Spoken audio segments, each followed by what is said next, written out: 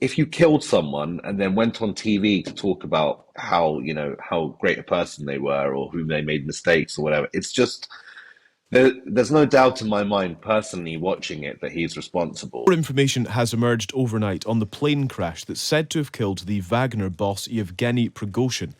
Early assessments from the United States say a so-called intentional explosion was the cause and that the mercenary boss was very likely targeted. Meanwhile, Vladimir Putin has spoken about Prigozhin's death for the first time, sending his condolences to the family, but also declaring the Wagner leader made serious mistakes. Katerji is a Ukraine-based correspondent who's been following the war there and joins us this morning. Hello, Oz. Good morning. First of all, then, in terms of the assessments that are largely coming from the US, but certainly some UK security officials hinting at the idea as well that Putin was behind this and that there was a bomb on board. In some ways unsurprising, but we shouldn't let that go by unnoticed and indeed unchecked. Yeah, I mean, look, I would say that there seems to be a split in the intelligence, which points to the fact that no one really knows exactly how the plane went down yet. The main split seems to be between whether the plane was brought down by anti-aircraft fire or whether it was brought down by a bomb on board the plane.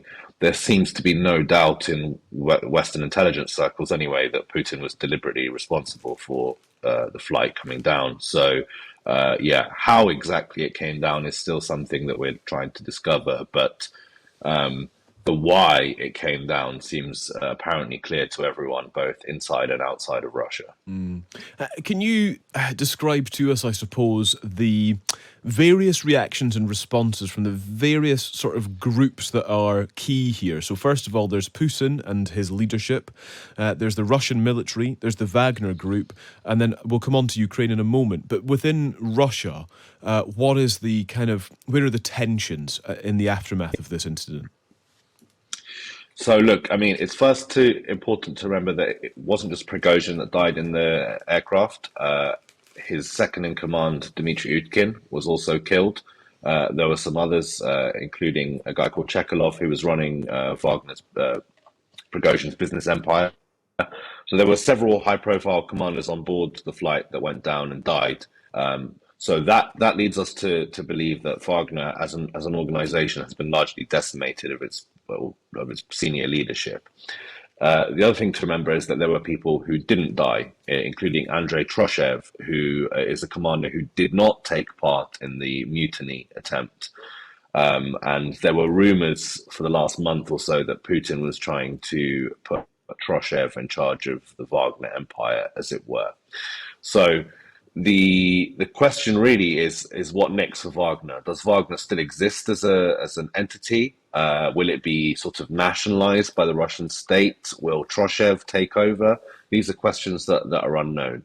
We haven't heard much in reaction from the Russian armed forces. However, given the relationship between Prigozhin and Shoigu and the Russian armed forces in general, it shouldn't be surprising that we're not hearing much in the way of official statements on that matter. Putin's statement last night was really bizarre. I mean, not bizarre in the sense that it was,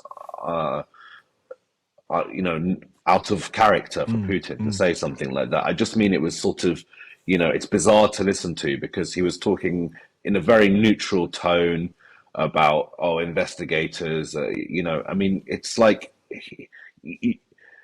if you killed someone and then went on TV to talk about how great a person they were or whom they made mistakes or whatever, it's just there's no doubt in my mind, personally watching it, that he's responsible, and just sort of the cynicism behind his kind of explanations. We're waiting for the investigators. It's just sort of it's such a transparent charade that I'm not sure who exactly it's for. Is it for the Russian people? I mean, they know Putin killed him, right? I mean, there's no disputing that.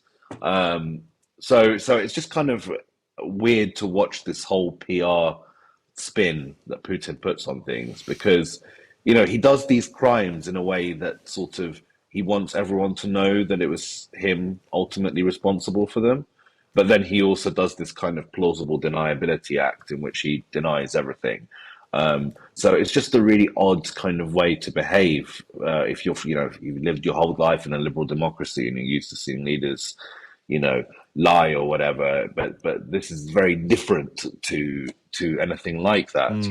It's a Yeah. charade, as I said. Yeah, I understand. Just to interrupt with just a fresh line on this, breaking this morning, that the Ministry of Defence in the UK says that it's highly likely that the Wagner boss is dead. That is the latest from the Ministry of Defence in the UK. So I suppose consensus growing around that, Oz. We should talk about Ukraine, and we should talk about the impact all of this has on the war there. Ukrainian President Zelensky saying that Ukraine had nothing to do with the presumed death of Yevgeny Prigozhin in this plane crash. Zelensky instead implying the Kremlin's responsibility.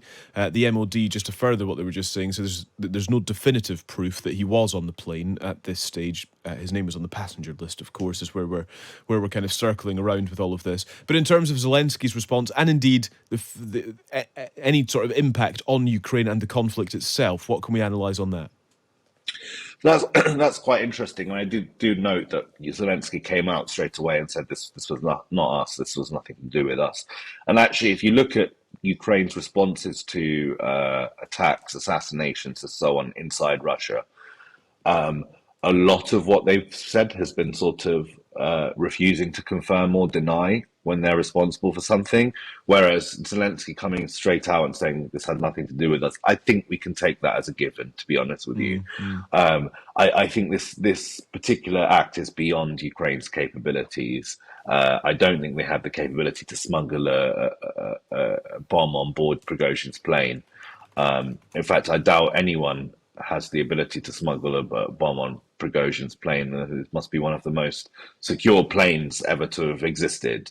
It's just it's just inconceivable for this to have been somehow done without senior knowledge from people in the Kremlin at the very least. Yeah. So I think that's one issue. The issue is, how does this affect the Ukraine war going forward? I'm not entirely sure. Is Russia weakened by this diplomatically, politically, strategically? Potentially, but Wagner units haven't been fighting in Ukraine ever since the mutiny. So I don't think we're going to see any real day-to-day difference as it currently stands.